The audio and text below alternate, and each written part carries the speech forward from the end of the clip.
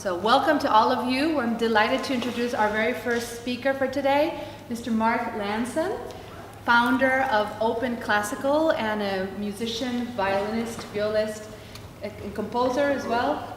So he has been very excited to come to share all of his experience with you, and you're going to hear about his story. Hopefully you had a chance to read about him online and see his trajectory with this organization. But what I'm mostly hoping we can do today is get an opportunity for all of you to interact with him directly and to ask him questions. I know many of you are thinking of forming your own organizations. You have actually been mentioning Open Classical in our classes, so I'm very excited to be able to bring the founder of this organization. So please feel free to ask all the questions. I think we're going to do maybe 10 to 15 minutes kind of sharing a little bit, and then the rest is for you to ask questions. So we have some questions on the discussion board that you all submitted ahead of time. So if time goes on and you feel that we're running out of time, you really have a pressing question that was submitted previously, feel free to bring it up. Okay, so thank you, welcome.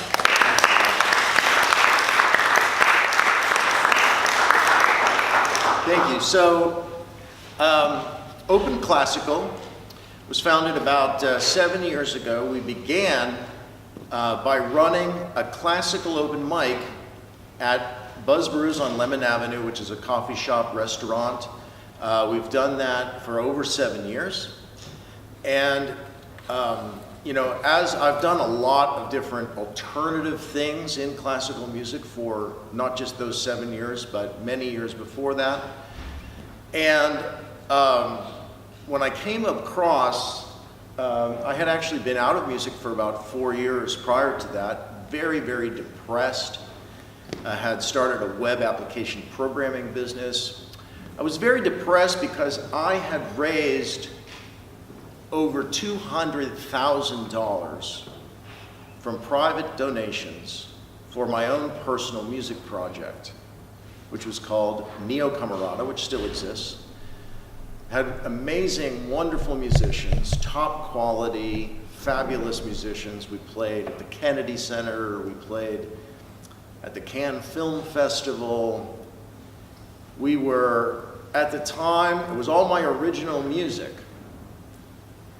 And we played standing up, getting into it like a rock band, amplified, string quartet, and piano. Everyone loved it. I was the second most played contemporary composer on WRR for several years. John Corigliano was at the time when the Red Violin was out. That was very popular. He was #1 on there. I was #2, ahead of everybody else. But what that meant, I found out, is that when you are the second most played contemporary composer on WRR, that means your music gets played once every 2 weeks, which is a heck of a lot, actually, for a classical composer. But what I found out is that it means almost nothing to drive people to concerts. I had, and this was an incredible shock to me at the time. I had a friend who was, if you'll remember, you guys don't remember, but you maybe have heard his legend, Vanilla Ice, who was a Dallas rapper, still probably holds the highest number of rap album sales. His manager is somebody that I came in contact with and became friends with. And he showed me another artist that he was working on. And this is a guy who would basically, you know, you would go to a club in Deep Ellum and they would try to put in 200 people there when he was going to, you know, sing as a band. And he had hundreds, he showed me the playlist of all of the different radio spins that he was able to get for this artist. Hundreds of plays a week in Texas. Hundreds of plays a week. And I was getting one play every 2 weeks.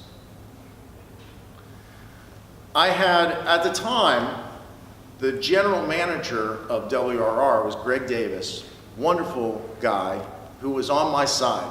He said, we're going to create a concert which we're going to put in the, at that time it was the new Latino Cultural Center in Dallas, which is a beautiful theater of about 200 people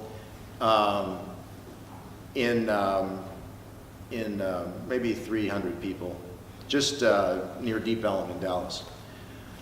He brought in a composer from England who's on the rise, a well-known composer from Houston, and myself, and we gave a concert there at the Latino Cultural Center. WRR promoted that thing extraordinarily well, extraordinarily well. 50 people came to the concert, despite the fact that it was promoted the heck out of on the radio, which is basically the ubiquitous radio station for classical music in the area. These were things that were really mind-blowing to me at the time. And as things went along,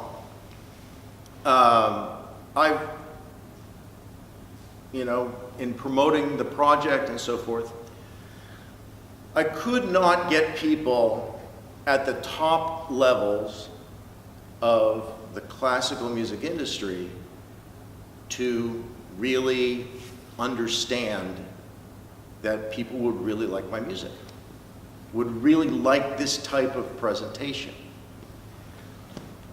This despite the fact that when we would go down to Deep Ellum and we would go to their rock music open mic, which was at Club Dada, which still exists there now. They had a very well-known open mic on Sundays. And I would take my string quartet in there and we would play my string quartet in the bar, amplified, for the rock open mic. Now, this on a Sunday night, there was a lot of foot traffic in Deep Ellum back then, as there is today. And they would, when we started, there could be maybe about 10 people in the bar, started my string quartet. By the time we were finished my string quartet, there were 75 people in the bar. We were getting more people in just off the street to see what's going on here. Wow, this is really cool. Wow, this music is awesome. Getting more people just like that. Then when WRR gave us thousands of dollars of advertising on the radio to try to get the traditional classical music public into a concert. So this was about at the same time in the early 2000s, about 2004, when this was happening, where there was a shift in classical music to alternative spaces, and we were a part of that. So alternative spaces, which you guys have probably heard of by now, this is a buzzword in classical music. But why is it that we use alternative spaces? What's the purpose of it? And what is that doing for us? And how does that help our projects? And how does that help the audience? How does that help grow the audience? There's a lot of different perspectives on it.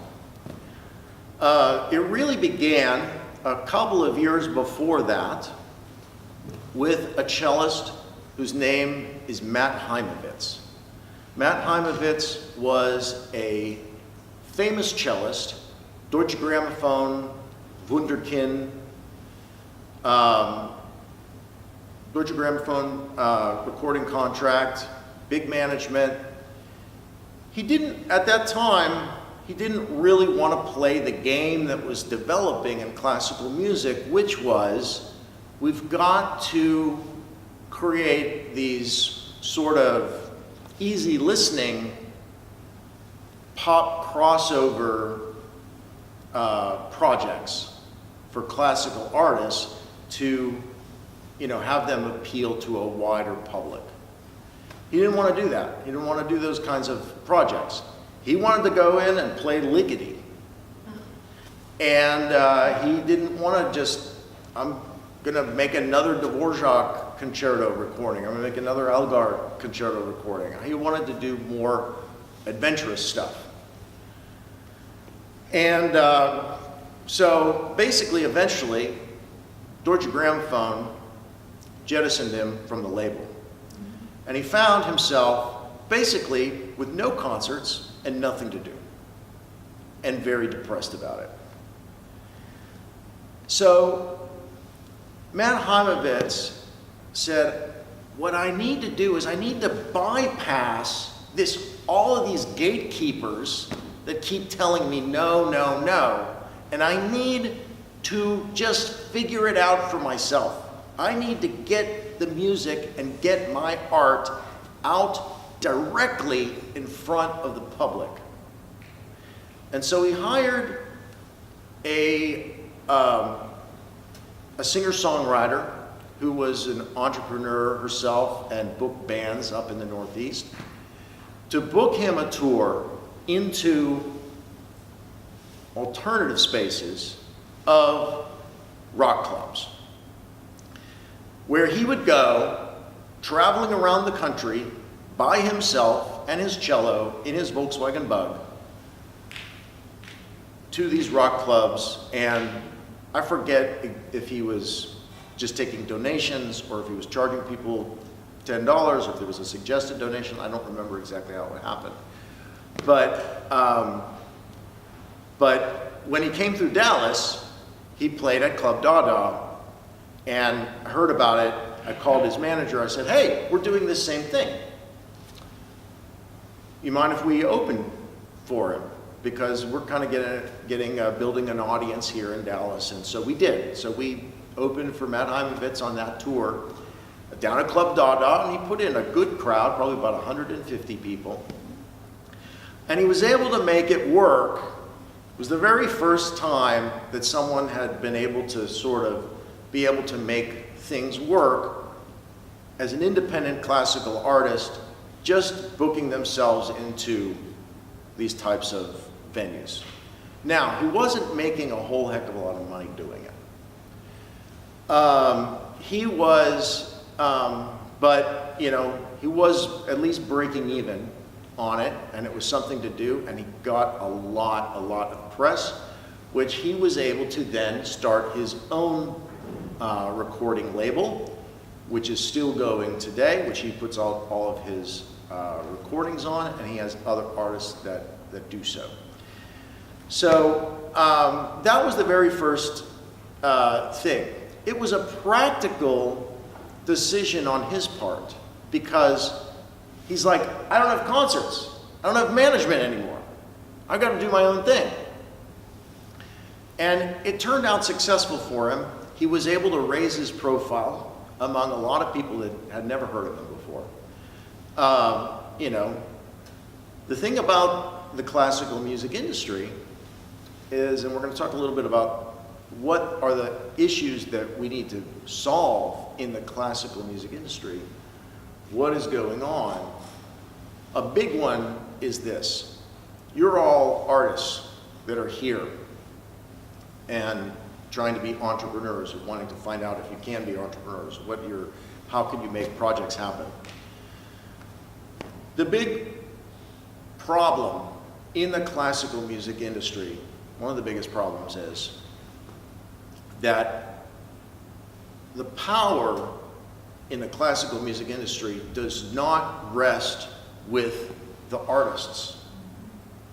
The power rests with the presenters. The presenters own the audience. 90% of the people that go to the Dallas Symphony concerts have never heard of the soloist prior to going to the concert. They don't know him. They might know Hilary Hahn, Joshua Bell, Itzhak Perlman, obviously, Yo-Yo Ma, yes. But only the very, very upper echelon of soloists do people even know their names. They don't have the same kind of following. Why is that? The reason is because so much of classical playing is very much the same. It's indistinguishable for the general public listener.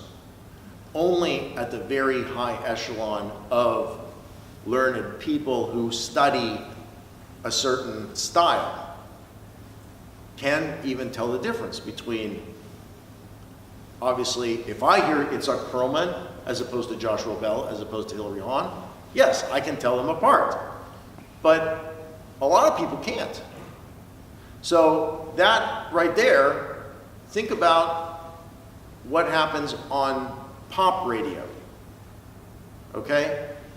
And if you hear Adele singing as opposed to Ariana Grande, pretty much everybody that knows pop music can tell the difference there, right?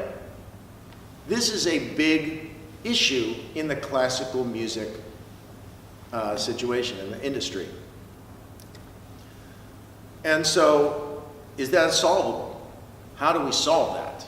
Well, one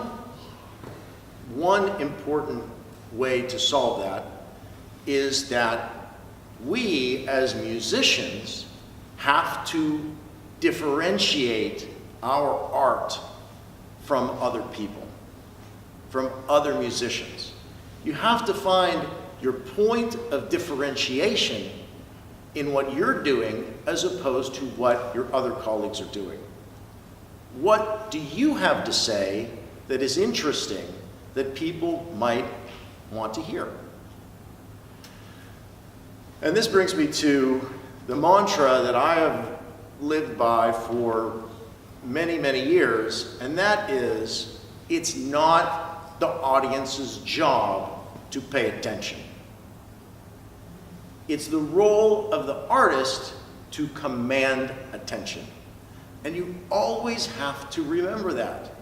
Just because you play classical music, you play Bach, you play whatever, this is great music. But this does not automatically entitle you to have people sit and listen to you play it without being bored stiff. So that brings me back to alternative spaces. Alternative spaces, when we think about this in the rock club atmosphere, a lot of times we think about, well, what is that going to do for us? And that's going to bring us to our audience. Yes, a lot of times the people that we're trying to get to that are outside of the classical mainstream, they are more apt to go to a coffee shop, hang out. They're more apt to go to a rock club. They're more apt to go to whatever spaces that they feel comfortable with in their other parts of their lives, their other music consumer lives, right? But and so this necessarily presents a problem, because most of the music, if you go to the local bar and you have a singer-songwriter in there playing, most of the time there's a ton of people that are chatting, right?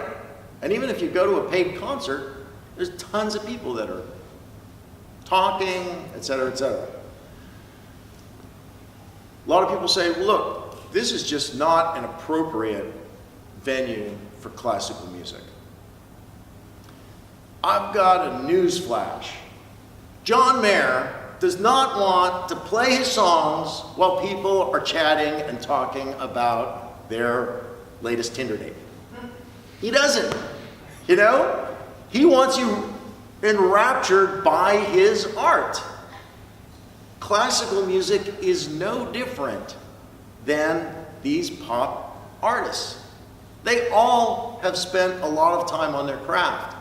They all want to do something which is pulling in people. But the majority of them, they had to cut their teeth at the local bar. They had to figure out a way for people to want to listen to them. How do they do that? When they were successful, that's when people said, damn, this guy's really got something. We need to put him on the road. We need to sign him for a record contract. We need to do this and that. There is a way in the pop music industry that this happens. Let's look at the classical music industry and compare that. Let's say you're a violinist. You start a string quartet. You rehearse for, obviously you've rehearsed for years to that point. You rehearse for hours and hours and hours putting together a string quartet program. You rent out a church. You flyer, you invite everybody on Facebook and Instagram and blah, blah, blah. 10 people come to your concert. And it's a failure. Right? You're like, oh my God, we did all this work for 10 freaking people. Let's compare that to somebody who picks up a guitar. They learn a few chords, they get some friends together, they start a band, they have some rehearsals. Hey, let's go and play an open mic. Let's go play an open mic. We don't need a full program. We can just play a couple songs, 2 or 3 songs. We're going to get our friends to go out to the bar. They bring 10 people. It's a big success. They don't have to rent out the space because the bar is getting paid by their friends drinking at the bar. Right? They don't have to, everybody else is there. There's an audience that's of other musicians and other people that came for them. And the guy that runs the open mic is a gatekeeper, normally, for other shows. They do that a couple of times. They start bringing 15 or 20 people in to see them. The guy who runs the open mic says, these guys are pretty good, and they're bringing people in. He says, I've got an opening slot. Would you like to have this opening slot in a couple of weeks with these other bands? They play that. Pretty soon they're bringing in 50 people. Then they're headlining. Then they're going on regional tours. Then they're doing this. Compare that. Both situations. First gig, 10 people. Failure as opposed to a stair-stepping ladder of success that's possible, right? And so this stair-stepping ladder of success in the classical music industry does not exist. And that is, in my opinion, the greatest hindrance for what you guys are trying to do. Because the bar of classical music entrepreneurship is, holy crap, we don't just have to be good, we got to raise $10,000. How the hell are we going to do that? And then what? How do we get people in? So we're just going to do advertising. We'll just advertise on the radio. Well, that can work to a degree, but again, as you've seen and I've seen, is not the panacea at all. So, let me tell you about what I'm doing with Open Classical. And this was the problem that I saw when I had Neo Camerata, which was amazing. And we weren't able to get the audience going enough, and I wasn't able to convince. I had talks with Universal Classics for a year to put out our album on a major label. And I spoke, I actually literally, I flew to Vienna to a conference where I knew the head of the label was, head of over Deutsche Grammophon, Decca Records, etc., Universal Classics. Spoke to him for 3 days there at the conference. We had amazing talks. I kept in communication with him for a year. He was very interested in the music, very interested in the album.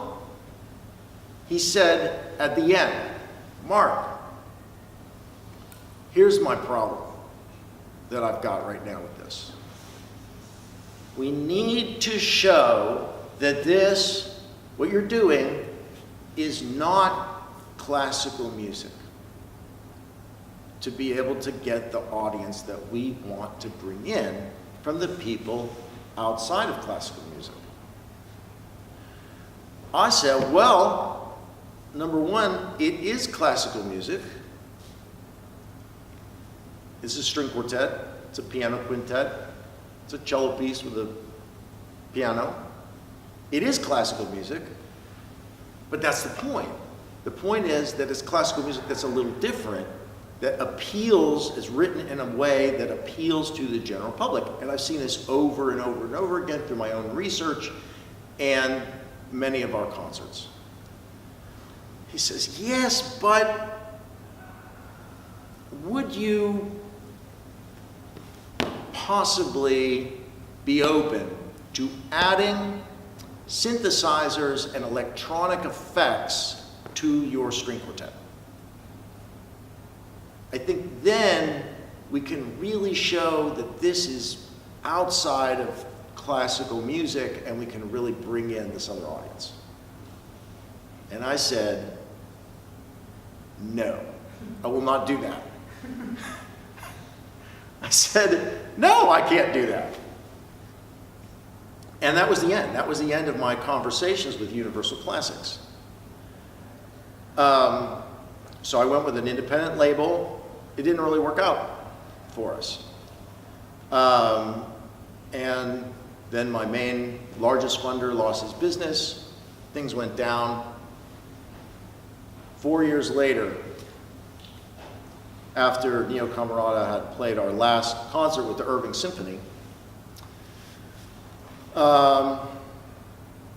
I ran across this girl who was an SMU doctoral student running a open mic, classical music open mic at Buzzbirds on Lemon Avenue.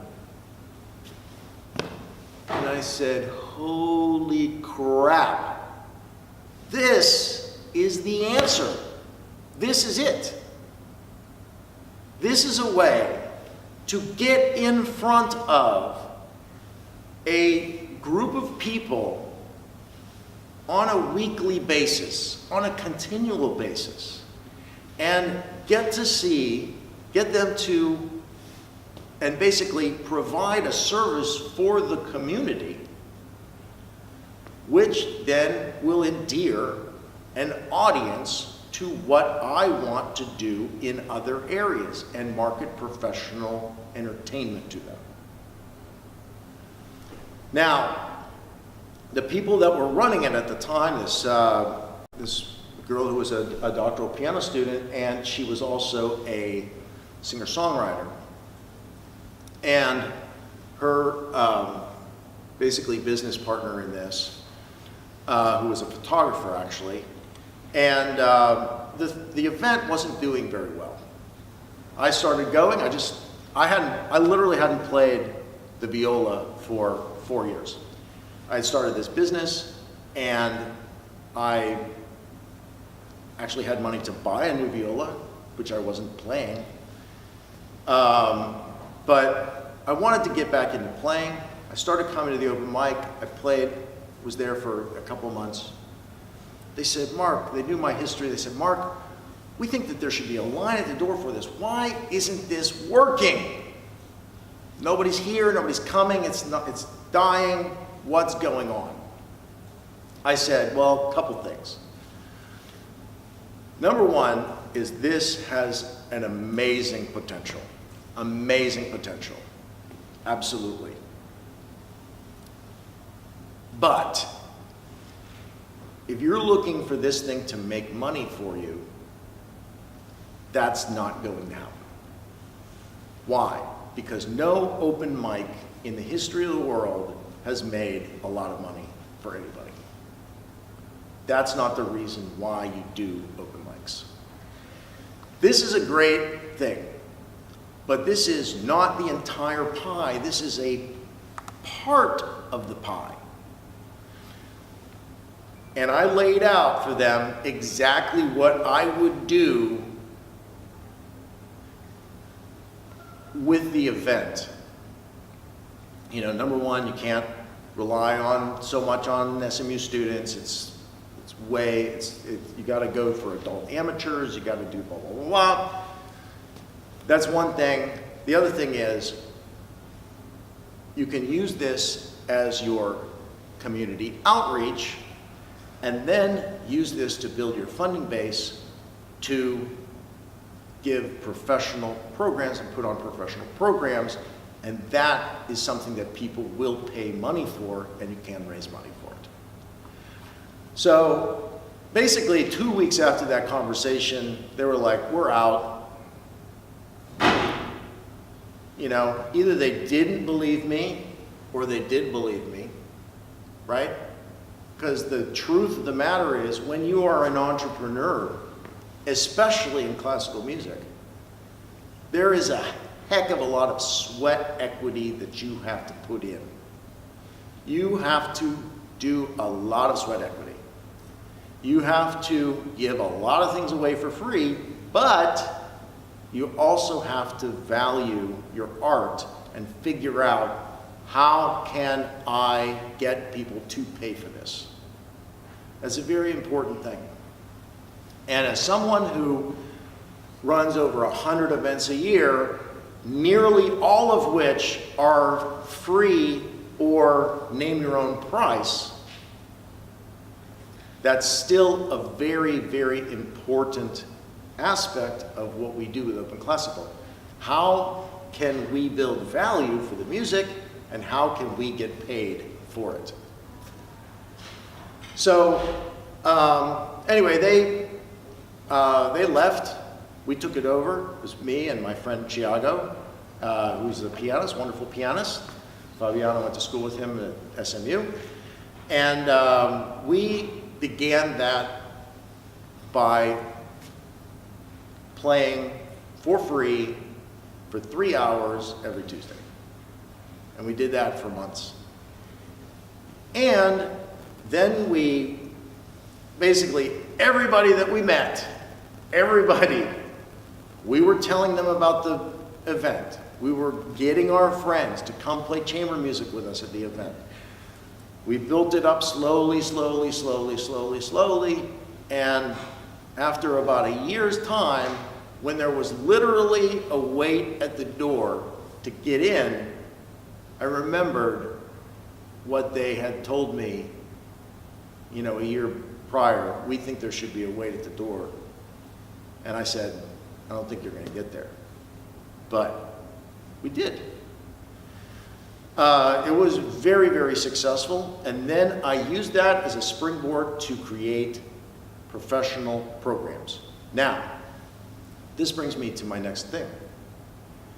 Professional programs, which is what you guys were wanting to do, right? professional programs. You're in a professional program. You guys are not amateurs. Nor was I, nor was Thiago. We're professionals. But we're using that as a very important way to draw attention to what we do and then sell them on coming to our own concerts. So the next thing, what is Open Classical doing in that way? We give many concerts which are in wine bars, rock clubs, various different listening rooms. When we do our open mic experience, that is a social experience, just like open mics are all the time. We don't expect that people are going to sit there in rapt attention because, truthfully, we have high professionals come, blow everybody away, and the room goes silent. They command attention. We have amateurs and various other people that it's kind of hard to listen to, you know, but nevertheless, we have an amazing, you know, as a professional, nevertheless, we have an amazing number of people that come and are extremely supportive for people to come at any level. And that is a very important thing that you have to foster in your own organizations, and that is, what is the kind of atmosphere that you're fostering? What is it? What is the environment? The environment that we created at Buzz Brews was one that was extremely welcoming, and we said, we're professionals, but we will play with anybody. Big difference between when the previous people that were running it, big difference that we made right off the bat was the most important thing for the event was, there was one time Thiago couldn't play, we were playing together at that time. We met there and we began playing together. There was one time he had a gig and he couldn't come. And I said to Kristen, who was the person running it, and I said, she was a, fine pianist. I said, Kristen, why don't we play together? We can do Schubert Arpeggione Sonata or something like that. Let's just, it'll be fun. She said, Mark, I've thought about this, and if I play with you, that means I'm going to have to play with everybody. And I thought in my head, you've got this all wrong. This is the wrong way of thinking about it. You don't have to play with everybody. You get to play with everybody. You get to collaborate. You get to expand and provide value for this community that you're trying to build. You can't just sit in a chair and say, thank you very much. That sounded really difficult. That's not it. You have to provide, it literally happened.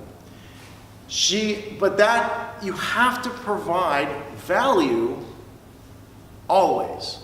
Think about, what am I doing? How am I providing value? Not just, they are so lucky to have me here doing this, and I am giving back to the community so much.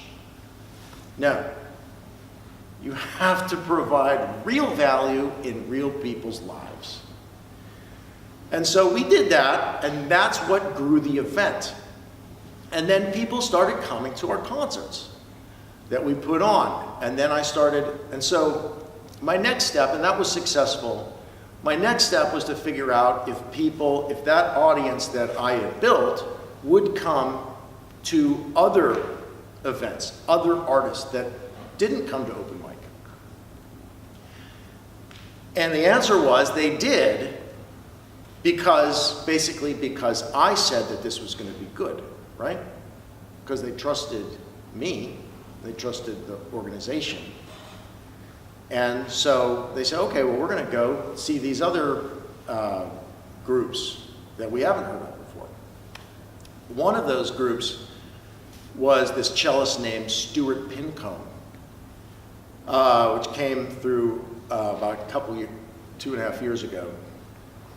And he was doing a very similar to Matt Heimovitz back in the day. He was doing a 50-week tour of the United States, playing in brew pubs and libraries and things, asking people to name their own price and just playing solo Bach and solo. He did all solo cello repertoire without an end pin. Fabulous, amazing artist. And was getting a lot of press with his tour, and we hosted him in the All Good Cafe in Deep Ellum. And this was the first time, because on their tour, they had done it in a new way. Previous to that, all of our concerts were just $10, $5 for students. We might do some stuff for $20. I wanted to keep it accessible and to people of modest means. But of course, that meant that we had modest revenue coming in to be able to pay people. And also just paid everybody that played on our series $150 per concert. Stuart came in, and they had these name your own price concerts. I had thought about doing this previously, but when I saw it in action, I realized that this could be a game changer. And ever since that time, which was February 2.5 years ago, can't do the math right now, we've done every concert, every professional concert as name your own price for those types of concerts. Sometimes we do a theater show or something, it'll be a set price. But for anything where we're trying to put in 30, 40, 50, 80, even up to 100 people, it's name your own price. And the awesome thing about this is, number one, it keeps it accessible for everybody. So we do that, we have that goal of bringing in a new public, of not making it so, dependent on, your class status. But also, it also builds value for the music, because the psychology of the way that this is presented is very, very important. And so as you do this in your own events, listen to what I'm about to say right now. Do not ever, ever call your ticket price a donation.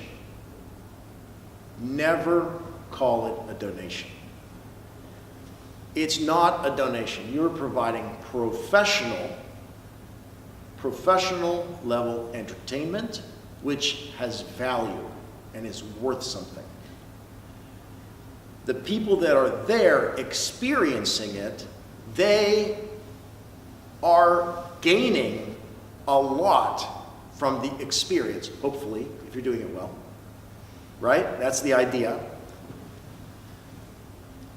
Referred to the previous point about it's not the audience's job to pay attention. But if you're commanding attention, they're getting a lot out of it. So it's worth something, but everybody has a different understanding of the value of a dollar. And so you just simply say, this is professional entertainment. This is worth something. We just ask you to pay us what you believe its value is to you. So there's two parts to that. One is, it's a contract between you and the audience. Number one is, the audience says, how much do I value this experience? Do I value it the same as a cup of coffee at Starbucks? Do I value it the same as a day out at Disney World? What is the level of enjoyment and that I'm getting out of this? Secondly, it puts also the onus on you, the artists, to say, I understand I'm having to provide you a lot of value. I am going to work my tail off to do that. You have to earn every dollar that you get in that situation. And so, of course, a lot of it does depend on the kind of, the level of wealth that you have in the audience.